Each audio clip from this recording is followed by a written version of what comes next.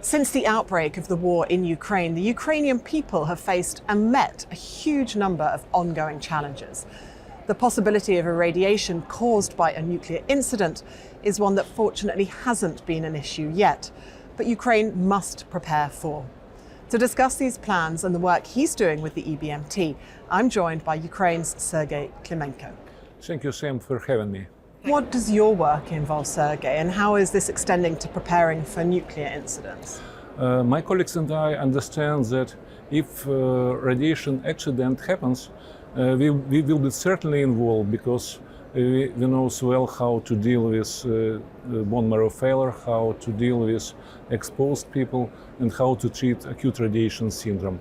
And we know this from Chernobyl experience. We should be prepared. And what's the threat level so far, and what kind of incidents are we talking about, and have you had any so far? Ukraine has very developed nuclear industry. We have 5 nuclear power plants. Therefore, it's very dangerous that some of these objects will be destroyed. It might lead to increase release of nuclear waste and nuclear material, and the whole entire Europe might be polluted with nuclear material.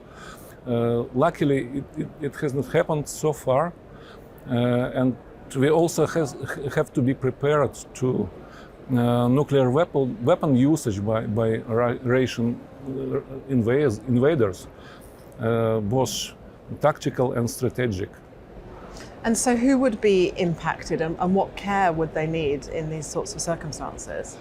Ukraine is a huge country with huge population, and if something happens, a lot of people will be injured. And we will face with a lot of people heavily exposed to radiation. And these people will certainly need hematological support. Some of them will need bone marrow transplantation as the curative option. There will be certainly a lot of work to do, and I hope it will not happen. So maybe you could give us some sort of specific examples of how you're working to set up the pathways to deliver the care, and what it looks like from triage to hospital care, as well as the provision of donors, of course.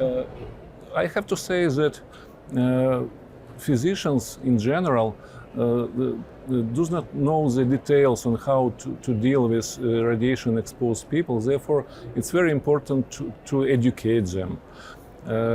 Last December, we did tabletop exercise with Nuclear Accident Committee of EBMT, aiming to educate hematologists how to triage radiation-exposed people using pocket guide developed by EBMT several years ago.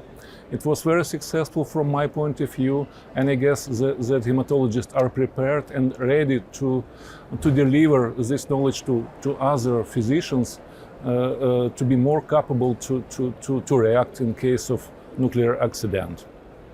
What's the feeling over there amongst physicians and amongst the people that you're working with in terms of how optimistic they're feeling or how concerned they are about this? Physicians in Ukraine are quite optimistic and have a lot of experience during the war, and they are ready to react. They will react properly.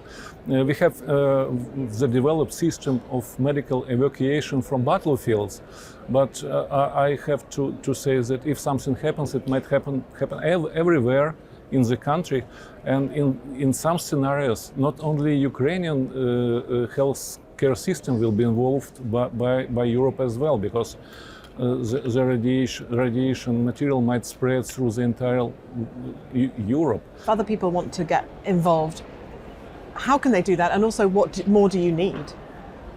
Of course, it might be stopped when war will stop. Therefore, any efforts which might help to stop this war are very important. And from other side, we should do our best to educate physicians. There were several webinars during last years on physician education in Ukraine. These webinars were organized by EBMT, by WBMT, by Duke University, WHO. So we have to do a lot, and joint efforts will be successful, and we will win. Sergiy, thank you so much for joining us. It's a real honor to have you with us. Thank you. Thank you.